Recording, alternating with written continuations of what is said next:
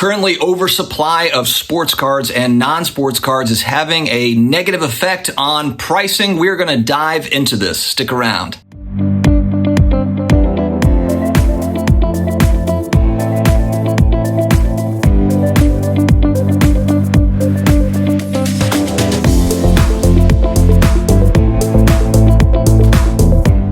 Hello to all my sports card collectors, investors, all of my collectibles friends. How are we doing? I hope everybody is having a great day. If you're new here, you're looking for pretty much daily sports card collectibles type content with a little slice of finance thrown in there, then you have come to the right place. Please hit that big red subscribe button down below. Also, don't forget to connect with me on IG at SportsCardDad, and I'm also shooting tweets out on occasion on the Twitter machine, the Sports Card Dad.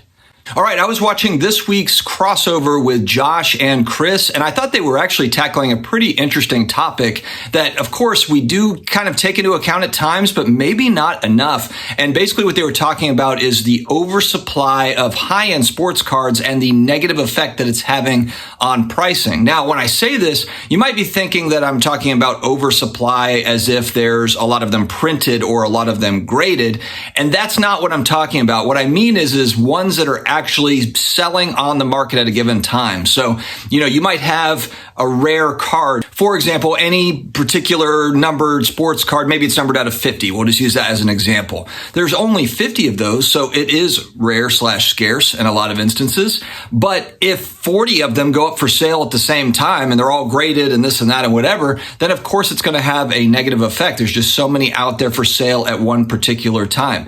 Think about if you have, one of the three Mickey Mantle 52 Topps PSA 10s. What happens if all three of those PSA 10s go up to Golden Auction at the same time, or Heritage Auction, or it's a mix? So, one goes to Golden, one goes to Heritage, and one goes through the PWCC marketplace or whatever, let's just say. That's not going to be great. Those sellers are going to be like, no, pull it down, cancel, abort. They're not going to want to do it because it's obviously not going to be as special. And that is really kind of the grail of the hobby, a 52 Topps Mickey Mantle PSA 10. And that's a perfect example. If they all go up at the same time, yeah, they're going to sell for high prices, but it's not going to be the same as if they go one at a time. That's something that's really interesting because it's showing that it looks like a lot of people kind of on the higher end are moving out of those cards. Maybe they're moving money around. Maybe they're moving into even more rare stuff, or maybe they're moving down into other things. It's really hard to tell. Obviously, we don't really know. I've talked a lot about how I think that there are quite a few cards that went up into the higher end that probably didn't deserve to be a six-figure card. Maybe it's really kind of a five-figure card. Maybe it's a mid-five-figure card and it's gone up to, in the sixes. And there's going to be cards like that correct. Of course, we talk about that all the time. Everything was overheated.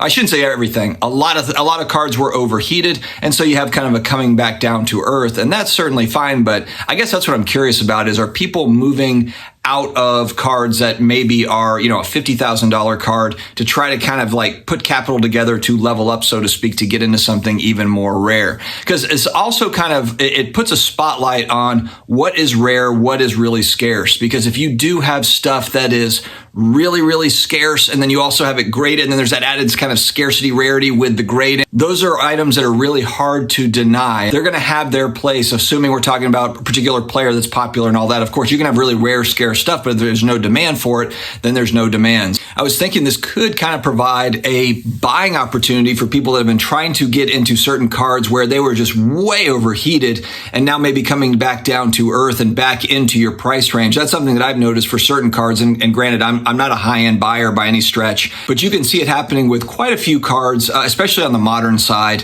to where if it's one of those players that you really like, maybe it's a parallel, a pretty rare parallel, that stuff has really been coming down over the last 12 months, depending, of course, on the card and the player. So it could maybe mean a buying opportunity, but also, if you're selling cards, that's a really kind of a good takeaway is if you're trying to sell a particular card and there just happens to be a lot of volume for that card, a lot of sellers at the same time for that particular player or card, then that can be tricky. That's not going to help you. Whereas if maybe you're trying to sell kind of at an off-peak time or something to where, there's not as many people selling, but you kind of catch, a buyer, you catch a few buyers that are interested in that particular card or player, then it could have a benefit for you. But over the last couple of years when everything was really rocking and rolling, didn't have to really really worry about that volume stuff as much because there's just so much money flowing in. But this is something I think we have to take a lot more seriously now because it is less, the volume has gone down. Whether we're talking about low end, mid end, high end, not as much is transacting. Still a lot of transactions. Sports card hobby,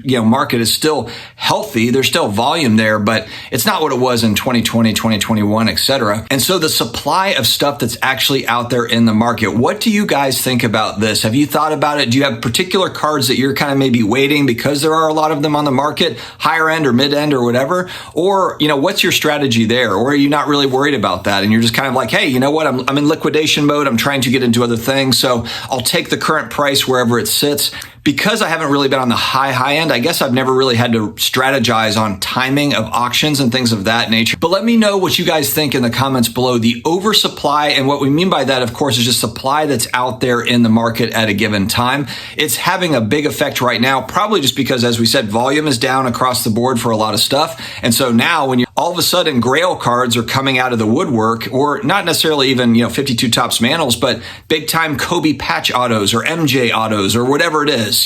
Inserts, big time inserts that you don't typically see are coming out of the woodwork for sale. And I've seen this with other things randomly, Masters of the Universe. So I bought like an original Panther that was in the box and, it's awesome. I haven't seen one in 12 months. I looked on eBay a couple of days ago and there was like 4 or 5 of them. And it's not necessarily sealed. I mean, it's from 1982. It's the original Panther in the box and everything. It's all closed up and everything. So it's in good shape. But the reality is that I was thinking like, man, I just haven't seen these in a while. So I jumped on it and I didn't pay a massive price. I felt like I got a pretty good deal on it. And then now I look and there's 4 or 5 of them and I'm thinking like, how many people have got Panthers in the box, ready to go? Maybe a lot more than I think. So I think this is kind of interesting. Are we going to see more of kind of the Grail stuff come out, or just kind of those collectibles that they're not necessarily like $1 million collectibles, but just stuff that you don't see that often? All of a sudden it's moving into the market, which could be a very interesting buying opportunity for folks. If there's certain things you've been looking for and they just haven't popped up, and then all of a sudden, boom, there it is. Anyway, let me know your thoughts in the comments below, guys. Have an amazing rest of your day. Stay healthy, stay awesome, and I will talk to you again later.